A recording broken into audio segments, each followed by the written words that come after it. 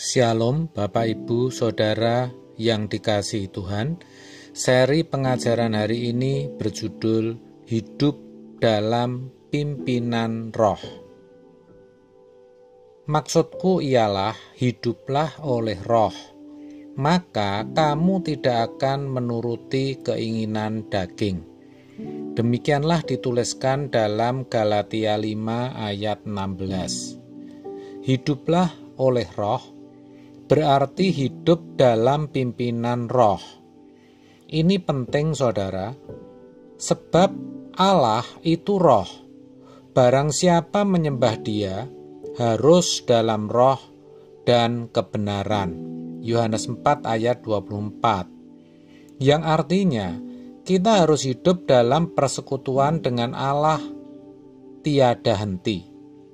Maka yang namanya beribadah bagi orang Kristen itu setiap saat, setiap waktu. Adalah tidak tepat kalau ada yang berpendapat bahwa ada waktu atau saat kita beribadah dan ada waktu di mana kita tidak beribadah. Sebab dikatakan dalam Roma 12 ayat 1 bahwa ibadah yang sejati adalah ketika kita mempersembahkan tubuh kita. Artinya hidup yang kita jalani setiap saat, setiap waktu itulah ibadah kita. Terkait hal itu, Paulus berkata, baik kamu makan atau minum atau melakukan sesuatu yang lain, lakukan semuanya untuk kemuliaan Allah. 1 Korintus 10 ayat 31. Jadi, sebenarnya kita tidak bisa berkata kalau hari Minggu adalah hari kebaktian, sedangkan hari yang lain tidak. Atau, hari Minggu itu harinya Tuhan. Kalau begitu, hari lainnya harinya siapa? Padahal, sebenarnya setiap hari tentu adalah harinya Tuhan. Setiap waktu dalam hidup kita adalah waktunya Tuhan. Itulah sebabnya kita harus mewarnai hidup kita dengan ibadah. Maksudnya apa itu? Maksudnya, apapun yang kita lakukan hanyalah untuk memuliakan Tuhan, untuk berbakti kepadanya. Nah, di sini Roh Kudus pasti akan menuntun kita.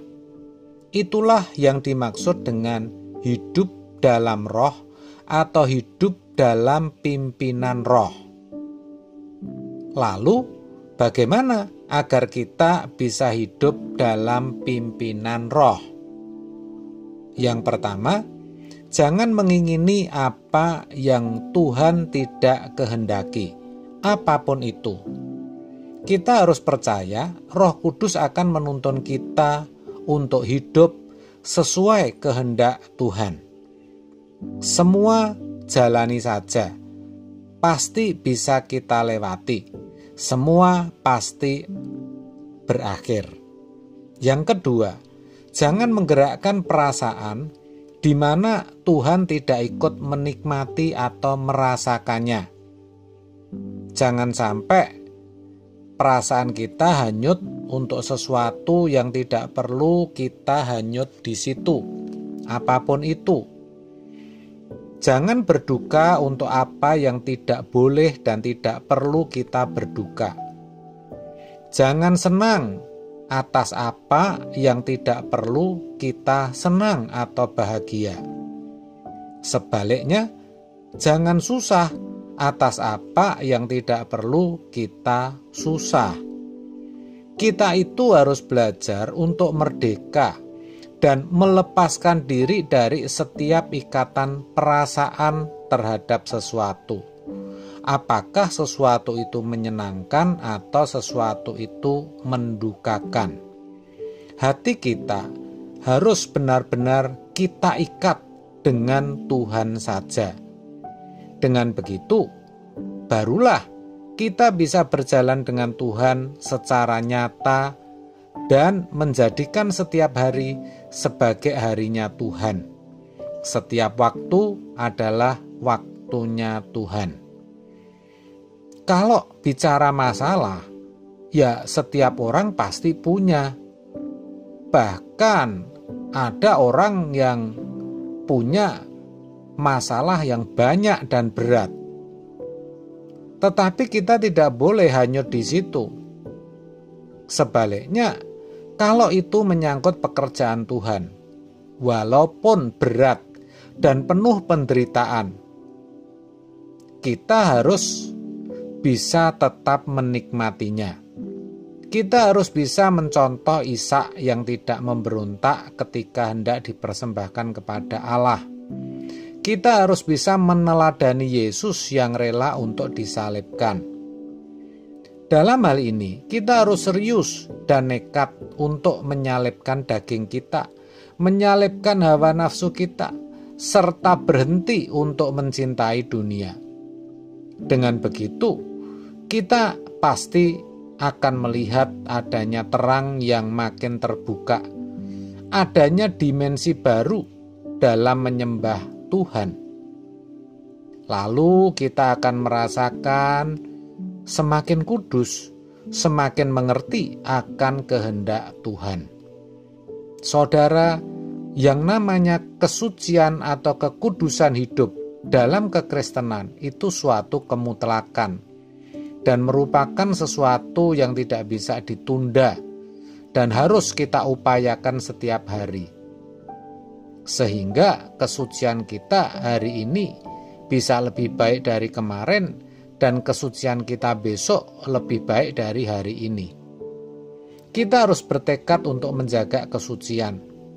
Dan ini memang berat. Tetapi adalah suatu kehormatan kalau kita sampai bisa hidup suci. Sebab itu sejatinya menunjukkan martabat kita sebagai anak-anak Allah. Sungguh, suatu hal yang tidak terbayangkan ketika suatu hari kita ada di istana yang begitu mewah dan megah. Kita disambut oleh para malaikat.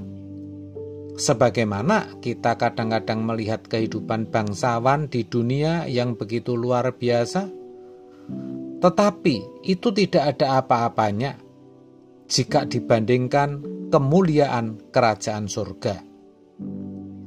Jangan kita berpikir seperti gembel. Potongan kita boleh dipandang seperti gembel oleh manusia. Namun, mental kita harus mental bangsawan, karena kita anak-anak Allah. Amin. Tuhan Yesus memberkati.